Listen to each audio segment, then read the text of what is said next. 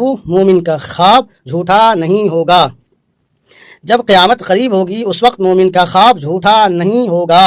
وَأَصْدَقُهُمْ رُؤْيَا أَصْدَقُهُمْ حَدِيثًا، ان میں سب سے سچا خواب اس شخص کا ہوگا جو بات کرنے میں سب سے سچا ہوگا۔ سب سے سچا خواب اس کا ہوگا جو بات میں سب سے سچا ہوگا۔ تو دوسری روایت ہوئی کہ جب قیامت قریب ہو جائے گی اس وقت مومن کا خواب جو ہوگا بالکل سچا ہوگا، جھوٹا نہیں ہوگا، اور ان میں سب سے سچا خواب اس شخص کا ہوگا جو اپنی باتوں میں سب سے سچا ہوگا۔ ایک مرتبہ عربی روایت پھر سے دیکھ لیجئے۔ ان علی کی نانی نبی صلی اللہ علیہ وسلم قال من کذب فی حلمه کلف یوم القیامت عقدۃ شعیرۃ۔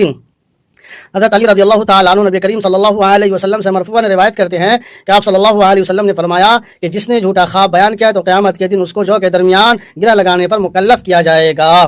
دوسری روایت عن ابی ہریرہ رضی اللہ عنہ قال قال رسول اللہ صلی اللہ علیہ وسلم اذا اقترب الزمان لم تکد رؤیا